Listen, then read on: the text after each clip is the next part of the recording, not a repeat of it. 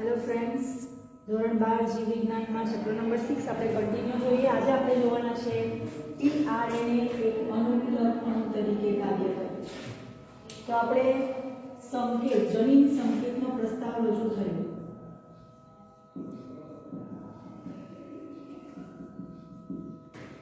બરાબર, એ પ્રસ્તાવ રજૂ થયો એના ઘણા સમય પહેલા છે।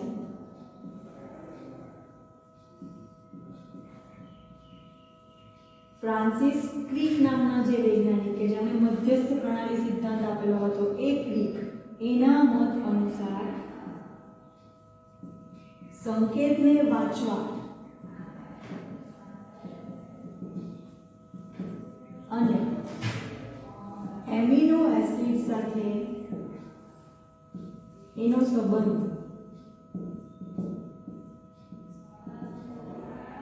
राखवानी क्रियाविधि होवी જોઈએ તેવું ફ્રાન્સિસ ક્રિકનું માનવું હતું। એમનું શું માનવું હતું કે સંકેતને વાંચવા, જે સંકેત છે ત્રિઅક્ષરી સંકેત છે એ સંકેતને વાંચવા અને તે એમિનો એસિડ સાથે કયો સંબંધ ધરાવે છે સંકેત એની ક્રિયાવિધિ હોવી જોઈએ। કેમ હોવી જોઈએ? કારણ કે જે એમિનો એસિડ છે આ વચ્ચે શું સંકેતને વાંચવા અને એમિનો એસિડ વચ્ચે સંબંધ રાખવાની ક્રિયાવિધિ હોવી જોઈએ। કારણ કે એમિનો એસિડ જે છે એ એમિનો એસિડમાં સંરચનાત્મક એવી કોઈ વિશિષ્ટતા જોવા મળતી નથી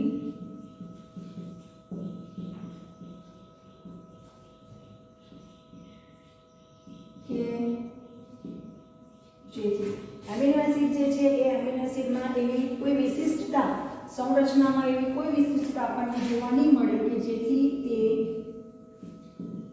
चौकसाई पूर्वक संकेत ने वांची सके। बराबर, એટલા માટે ક્રિકે એવું કીધું કે સંકેતને વાંચવા અને એમિનો એસિડ સાથેનો સંબંધ કેવો છે એ માટેની ક્રિયાવિધિ હોવી જોઈએ। કેમ? કારણ કે એમિનો એસિડમાં એવી કોઈ વિશિષ્ટતા જોવા મળતી નથી રચનામાં કે જેથી કરીને એ કોઈ પણ સંકેત હોય એને ચોકસાઈપૂર્વક વાંચી શકે। તો એના માટે આપણે શું કર્યું? તેઓએ એક અનુકૂલક અણુ અથવા અનુકૂળ અણુની રચના દર્શાવી। બરાબર, આ અનુકૂળ અણુની રચના એવી દર્શાવી કે જેના એક જે ભાગ છે એક બાજુ સંકેતને વાંચે અને બીજી બાજુ જે છે ત્યાં વિશિષ્ટ એમિનો એસિડ જોડાય છે। એક રચના એવી દર્શાવી કે જેથી કરીને આ સંરચનાત્મક ચોકસાઈપૂર્વક સંકેતને વાંચી શકે એ માટે એ લોકોએ શું કર્યું કે એક અનુકૂળ અણુની રચના દર્શાવી। એ અનુકૂળ અણુ એમાં એક વિશિષ્ટતા એ હોય કે એની બે બાજુ હોય જેમાંથી એક બાજુમાં સંકેતને વાંચી શકાય અને બીજી બાજુ એવી હોય કે જ્યાં વિશિષ્ટ એમિનો એસિડ એક પછી એક જોડાઈ જતા હોય છે। આવી જ એક રચના જે છે એ છે આ અનુકૂળ અણુ જે છે એ ટીઆરએનએ છે। तो टीआरएनए ની રચના આપણે જોઈએ।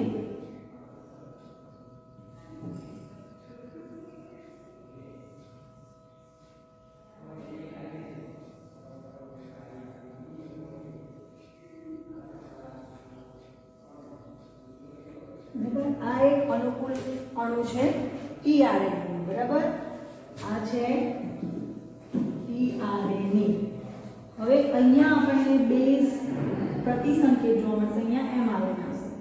આ mRNA છે 5 પ્રાઇમ શેડો અને 3 પ્રાઇમ શેડો mRNA એના ઉપર અહીંયા બેઝ જોડ હશે। બરાબર, એ બેઝ જોડને આધારે અહીંયા प्रतिसंकेत એટલે અહીંયા આપણને સંકેત જોવા મળશે તો એની સામે અહીંયા આપણને प्रतिसंकेत જોડાઈ જશે। બરાબર, એટલે ટીઆરએનએ એક બાજુ સંકેતને વાંચવાનું કાર્ય કરશે। આ સંકેત કયો છે તે વાંચશે જ્યારે બીજી બાજુ વિશિષ્ટ એમિનો એસિડને જોડશે। એ સંકેતને આધારે બીજા સંકેત આપશે અને એક એમિનો એસિડ જોડાશે।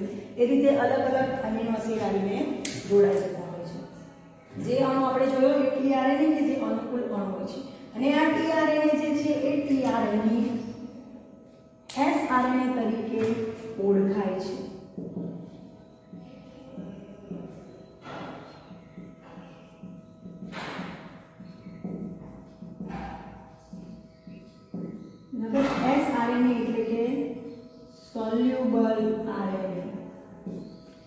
ટીઆરએનએ ને એસઆરએનએ તરીકે પણ ઓળખવામાં આવે છે એ વિશેની જાણકારી એ પણ આનુવંશિક સંકેતની માહિતી પ્રાપ્ત થઈ તે પહેલાથી જાણકારી હતી, પરંતુ આ અણુ એક અનુકૂલક અણુ તરીકે કાર્ય કરે છે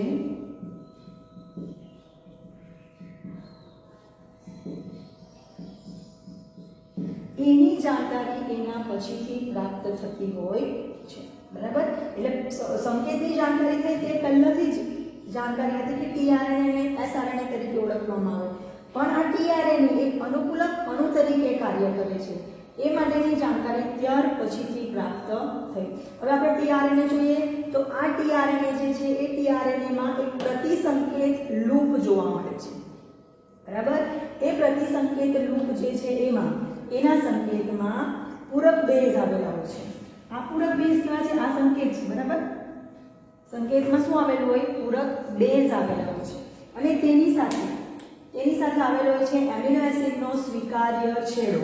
એટલા માટે એમિનો એસિડનો સ્વીકાર્ય છેડો આવેલો હોય છે કે જેથી કરીને આ સંકેત પ્રમાણે પ્રતિસંકેતો જોડાશે, બરાબર, અને એક એમિનો એસિડનું નિર્માણ થશે। અહીંયા એમિનો એસિડનું નિર્માણ થશે એટલે ટીઆરએનએ જે છે એ પ્રતિસંકેત લૂપ ધરાવે જેમાં સંકેતના શું આવેલા હોય?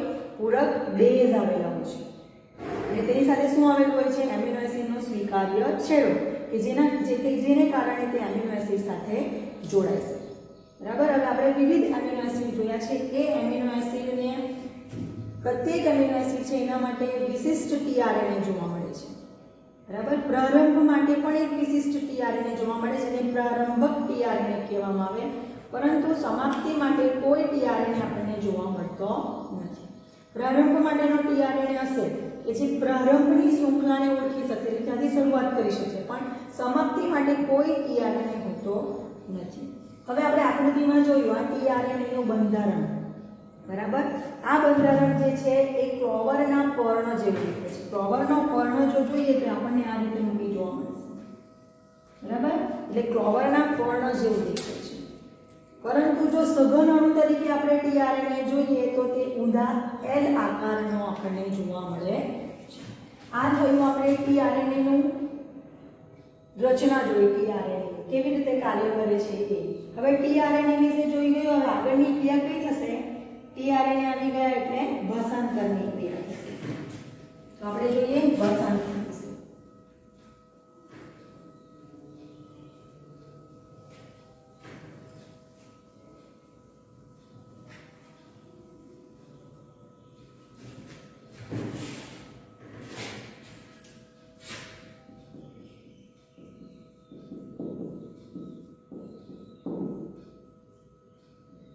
ભાષાંતર ટીઆરએનએ વિશે જોઈએ આપણે, હવે જોઈએ ભાષાંતર।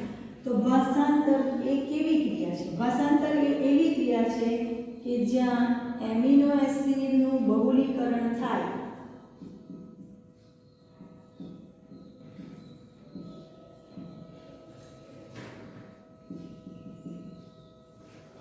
તેના દ્વારા પોલીપેપ્ટાઇડનું નિર્માણ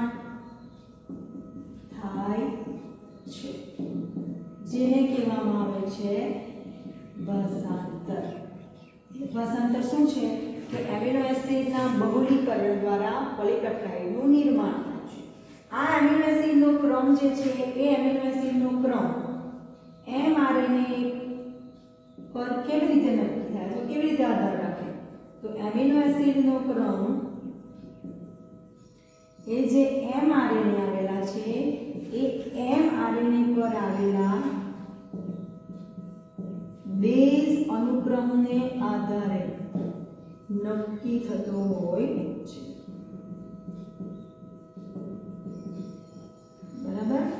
આ એમઆરએનએ પર જે બેઝ આવેલા હોય એ બેઝ અનુક્રમને આધારે, અહીંયા ધારો કે AUG આવેલું હોય, બરાબર, GCA AUG આ રીતે જે બેઝ ક્રમ આવેલા હોય એને આધારે એમિનો એસિડનો ક્રમ નક્કી થતો હોય છે। એટલે આપણે ત્રિસંકેત જોયું ને એટલા માટે, બરાબર। ભાષાંતરની ક્રિયામાં આવી એમિનો એસિડ આવી ગયા। હવે આ એમિનો એસિડ શેના દ્વારા એકબીજા સાથે જોડાય?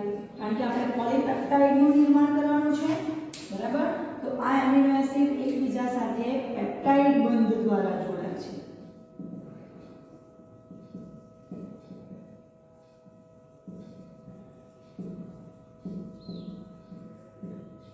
આપણે એમિનો એસિડનું પોલીપેપ્ટાઇડનું નિર્માણ કરવાનું એટલે ઘણા બધા એમિનો એસિડ એકબીજા સાથે જોડાય, પણ બે એમિનો એસિડ વચ્ચે પેપ્ટાઇડ બંધ એવા ઘણા બધા જોડાય એટલે પોલીપેપ્ટાઇડનું નિર્માણ થાય. એટલે એમિનો એસિડ જે છે એ પેપ્ટાઇડ બંધ દ્વારા એકબીજા સાથે જોડાયેલા હોય અને આ પેપ્ટાઇડ બંધના નિર્માણ માટે શક્તિની આવશ્યકતા હોય છે.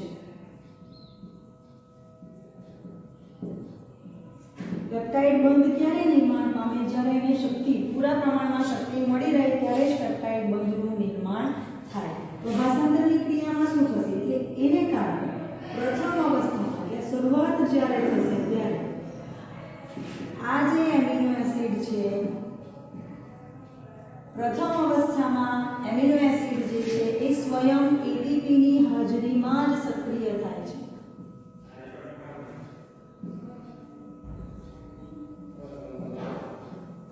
એમિનો એસિડ સક્રિય થશે એટીપીની હાજરીમાં અને ત્યારબાદ એ પોતાના સંબંધિત ટીઆરએનએ સાથે જોડાઈ જશે. બરાબર? પ્રથમ અવસ્થામાં કારણ કે પેપ્ટાઇડ બંધ માટે આપણને શક્તિ જરૂરી એટલે પહેલી અવસ્થામાં શક્તિ ક્યાંથી મળે? તો સ્વયં એટીપીની હાજરીમાં જ પ્રથમ એમિનો એસિડ એ સક્રિય થશે અને એ પોતાના સંબંધિત ટીઆરએનએ સાથે જોડાઈ જશે. તો આ જે પ્રક્રિયા છે એને ટીઆરએનએ નું આવેશીકરણ કહે છે. Charging of tRNA.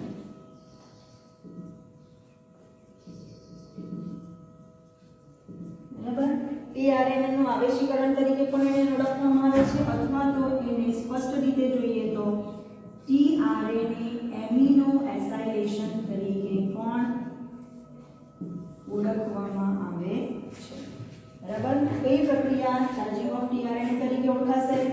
તો જ્યારે પ્રથમ એમિનો એસિડ એટીપીની હાજરીમાં સક્રિય થાય અને પોતાના સંબંધિત ટીઆરએનએ સાથે જોડાય ત્યારે જે પ્રક્રિયા થાય એને ટીએનએ નું આવેશીકરણ તરીકે ઓળખવામાં આવે છે. હવે આ રીતે જે ટીઆરએનએ બની જાય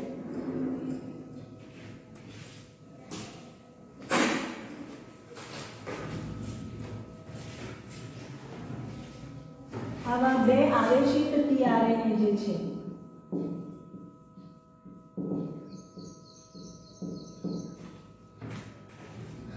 ચાર્જિંગ વાળા જે ટીઆરએનએ એટલે એટીપીની હાજરીમાં બે આવેશિત ટીઆરએનએ એકબીજાની નજીક આવશે. એટલે બે ટીઆરએનએ એકબીજાની નજીક આવશે અને સેના દ્વારા જોડાઈ જશે? પેપ્ટાઇડ બંધ દ્વારા. બરાબર? ચાર્જ થયેલા ટીઆરએનએ ના બે અણુ એકબીજાની નજીક આવે અને તેની વચ્ચે શાનું નિર્માણ થાય? પેપ્ટાઇડ બંધનું નિર્માણ થશે. અને આ પેપ્ટાઇડ બંધ જે છે એના નિર્માણની ક્રિયા ઝડપી ક્યારે થાય? તો એ ઝડપી થશે ઉત્પ્રેરકની હાજરીમાં ઝડપી બને છે. પેપ્ટાઇડ બંધના નિર્માણની ક્રિયા કોઈ ઉત્સેચકની હાજરી જો આવી જાય એટલે કે ઉત્સેચક આ પ્રક્રિયામાં ઉમેરાય તો એને કારણે વધુ પ્રમાણમાં ઝડપી પેપ્ટાઇડ બંધનું નિર્માણ થઈ શકે છે. બરાબર? હવે આગળ જોઈએ તો રિબોઝોમ્સ વિશે છે. કારણ કે આપણે પ્રોટીન સંશ્લેષણ જે કરવાનું છે એ કેમાં થાય? રિબોઝોમ્સમાં. તો રિબોઝોમ્સ એ શું છે? રિબોઝોમ્સ જે છે એ કોષીય ફેક્ટરી તરીકે ઓળખાય કે જે પ્રોટીન સંશ્લેષણ માટે જવાબદાર હોય છે. પ્રોટીનનું નિર્માણ કરવાનું છે એ માટેની ફેક્ટરી એ કઈ? રિબોઝોમ્સ. બરાબર? આ રિબોઝોમ્સ છે એ રિબોઝોમ્સ શું ધરાવે? તો એ ધરાવશે સંરચનાત્મક આરએનએસ અને એની સાથે આવશે 80 પ્રકારના વિવિધ પ્રોટીન. બરાબર? 80 પ્રકારના જુદા જુદા પ્રોટીન અને સંરચનાત્મક આરએનએ જોડાય ત્યારે રિબોઝોમ્સની રચના થાય છે. એ રિબોઝોમ્સ છે એ એની નિષ્ક્રિય અવસ્થામાં બે પેટા એકમનો બનેલો હોય છે. બરાબર? એ બે પેટા એકમ કયા? તો એક છે નાનો પેટા એકમ અને બીજો આવશે મોટો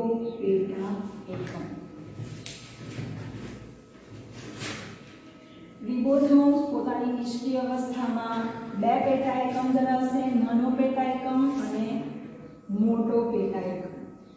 તો જ્યારે નાનો પેટા એકમ એમિનો એસિડ સાથે જોડાશે,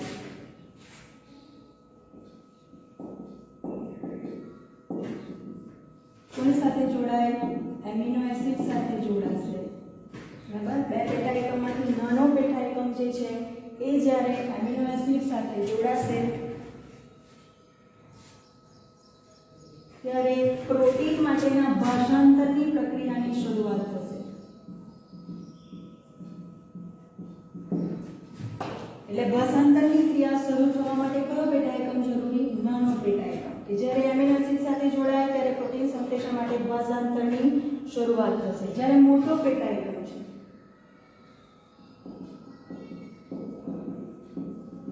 મોટો પેટા એકમ બે ભાગ ધરાવે. બરાબર, એ બે ભાગ ધરાવે જેનાથી એમિનો એસિડના અણુઓ એકબીજાની નજીક આવશે અને એ પોલીપેપ્ટાઇડનું નિર્માણ કરશે. બરાબર, નાનો પેટા એકમ ભાષાંતરની શરૂઆત કરશે જ્યારે મોટો પેટા એકમ શું કરશે? પોલીપેપ્ટાઇડ બંધનું નિર્માણ કરવાનું કાર્ય કરે છે. અને આ પોલીપેપ્ટાઇડ બંધના નિર્માણમાં ઉત્પ્રેરક તરીકે રિબોઝોમ્સ કાર્ય કરે છે. એક ઉત્સેચક તરીકે વર્તે.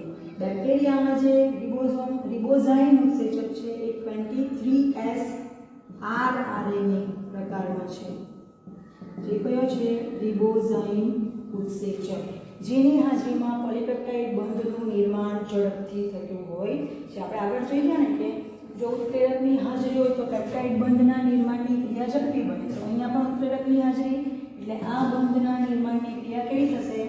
ઝડપી થશે. હવે આગળ જોઈએ, આપણે જોતા છે mRNA માં ભાષાંતરણ. તો આ જે ભાષાંતરણ એકમ છે એ શું છે? તો RNA નો અનુક્રમ છે કે જેમાં છેડા ઉપર શું આવેલું હોય? સૌથી પહેલા પ્રારંભિક સંકેત આવેલા હોય, પછી આવશે સમાપ્તિ સંકેત અને આવેલા હોય છે પોલીપેપ્ટાઇડ સંકેત. mRNA ના જે ભાષાંતરણનો એકમ એટલે ભાષાંતરણની ક્રિયા થાય, જે ઘણા બધા ભાગો મળીને ભાષાંતરણની ક્રિયા થાય એ ભાષાંતરણ એકમ તરીકે ઓળખાશે. અને એ RNA નો અનુક્રમ છે કે જેના છેડા ઉપર પ્રારંભિક સંકેત જે શરૂઆત કરાવશે, સમાપ્તિ સંકેત જે સમાપન કરાવશે અને પોલીપેપ્ટાઇડ સંકેત એટલે પોલીપેપ્ટાઇડનું નિર્માણ કરવા માટે જરૂરી. બરાબર, આ ક્યાં આવેલા હોય? mRNA બરાબર. આ mRNA પર બીજા વધારાના અનુક્રમો પણ આવેલા હોય કે જે ભાષાંતરિત નથી. આ ભાષાંતરણ એકમ છે, જ્યારે બીજા અનુક્રમો કેવા છે? ભાષાંતરિત નથી. એને શું કહેવામાં આવે? ભાષાંતર રહિત વિસ્તારો તરીકે ઓળખવામાં આવે. અને આ ભાષાંતર રહિત વિસ્તારો ક્યાં આવેલા હોય? તો એ 5 પ્રાઇમ અને 3 પ્રાઇમ છેડા પર આવેલા હોય છે. બરાબર, mRNA માં શરૂઆત કરીએ અહીંયા તો આ 5 પ્રાઇમ અને 3 પ્રાઇમ એટલે આ છેડા પર શું આવેલું હોય? ભાષાંતર રહિત વિસ્તારો. એટલે ભાષાંતરની ક્રિયા અહીંયાથી આગળ વધશે, અહીં અટકી જવાની. બરાબર, એટલે 5 પ્રાઇમ અને 3 પ્રાઇમ છેડા પર શું આવેલું હોય છે? ભાષાંતર રહિત વિસ્તારો જોવા મળે છે. અને આ ભાષાંતર રહિત વિસ્તારો જે છે એ કાર્યક્ષમ ભાષાંતરની પ્રક્રિયા માટે આવશ્યક છે.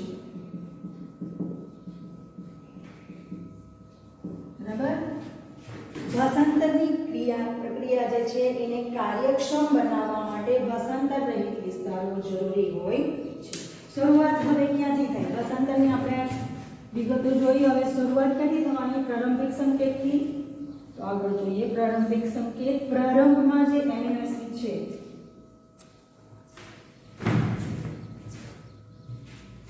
રિબોઝોમ્સ છે એ પ્રારંભમાં શરૂઆતમાં mRNA ના પ્રારંભિક સંકેત સાથે જોડાશે. કેવી રીતે ખબર પડશે કે આ mRNA નો પ્રારંભિક સંકેત સાથે રિબોઝોમ્સ જોડાયા છે તો એની ઓળખ એ ફક્ત આપણે આગળ જોઈ ગયા છે પ્રારંભક ટીઆરએનએ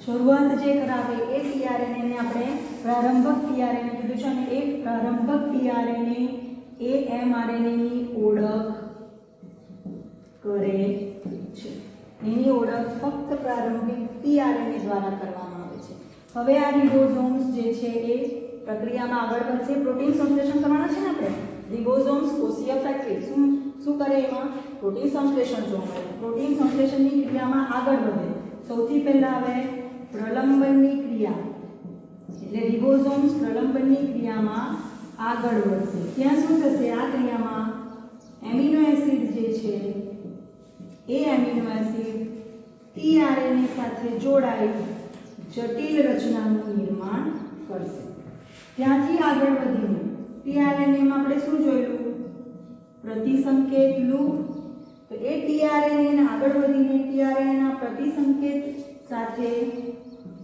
ના જે પૂરક બેઝ છે એ પૂરક બેઝ સાથે જોડાય અને એમઆરએનએ ના ઉચિત સંકેત સાથે જોડાશે આકૃતિ જોઈએ તો ટીઆરએનએ ની આકૃતિ આપણે આ રીતે જોઈ હતી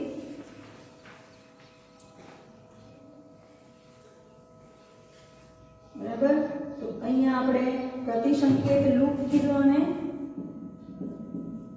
શું છે ટીઆરએનએ ના પ્રતિસંકેતના પૂરક આ પૂરક બેઝ આવ્યો એની સાથે આ એમઆરએનએ ના જે બેઝ છે એ જોડાશે બરાબર અહીંયા હશે પ્રલંબનની ક્રિયામાં આગળ વધીને ટીઆરએનએ સાથે જોડાઈને જટિલ રચના બનાવી ત્યાંથી આગળ વધીને રિબોઝોમ્સ જે છે એ હવે અહીંયા આપણે બે રિબોઝોમ્સ જોયા એક છે નાનું રિબોઝોમ્સ જે અહીંયા છે અને બીજો આવશે મોટો રિબોઝોમ્સ બરાબર આ નાનો રિબોઝોમ્સ આ મોટો રિબોઝોમ્સ જેમાંથી નાનો રિબોઝોમ્સ જે છે એમાં આપણે અહીંયા એમઆરએનએ પર જે પ્રતિસંકેત લૂપ સાથે જોડાશે એ પ્રક્રિયા અહીંયા દ્વારા અહીંયા આપણને એમિનો એસિડનું નિર્માણ થયેલું જોવા મળશે અને આવા ઘણા બધા એમિનો એસિડ એકબીજા સાથે જોડાશે અને પોલીપેપ્ટાઇડ બંધનું નિર્માણ કરશે એટલે પોલીપેપ્ટાઇડનું નિર્માણ થશે બરાબર આગળ જોઈએ પૂરક બેઝ સાથે એમઆરએનએ જોડાઈ ગયો હવે એમઆરએનએ જે છે એ અહીંયાથી રિબોઝોમ્સ એક સંકેત પરથી બીજા સંકેત તરફ ખસે છે કોણ ખસવાનું રિબોઝોમ્સ ક્યાં જોડાયેલા ટીઆરએનએ જે છે એ ટીઆરએનએ ની હાજરી બરાબર અહીંયા જોડાયેલા છે ત્યાં એક સંકેત પરથી બીજા સંકેત પર રિબોઝોમ્સ ખસી જશે એને કારણે શું થવાનું એમિનો એસિડ જે છે એમિનો એસિડ ઉમેરાવાના વધારે એમિનો એસિડ ઉમેરાવાના અને આપણે શું જોવાના છે પોલીપેપ્ટાઇડનું નિર્માણ તો પોલીપેપ્ટાઇડનો અનુક્રમ તૈયાર થઈ જશે ભાષાંતરણની ક્રિયા દ્વારા બરાબર પોલીપેપ્ટાઇડનું નિર્માણ થઈ ગયું હવે પોલીપેપ્ટાઇડ છૂટો કેવી રીતે પડે તો એના માટે વિમોચનકારક બરાબર એ વિમોચનકારક જે છે એ જ્યારે સમાપ્તિ સંકેત સાથે જોડાઈ જશે ત્યારે પ્રક્રિયા પૂર્ણ થઈ ગઈ કહેવાશે અને ત્યારબાદ આ પોલીપેપ્ટાઇડ સંપૂર્ણ પોલીપેપ્ટાઇડ એ રિબોઝોમ્સથી છૂટા પડી જાય છે બરાબર તો આજે આપણે ટીઆરએનએ અનુકૂલકારક અને ભાષાંતરણની ક્રિયા જોઈ થેન્ક યુ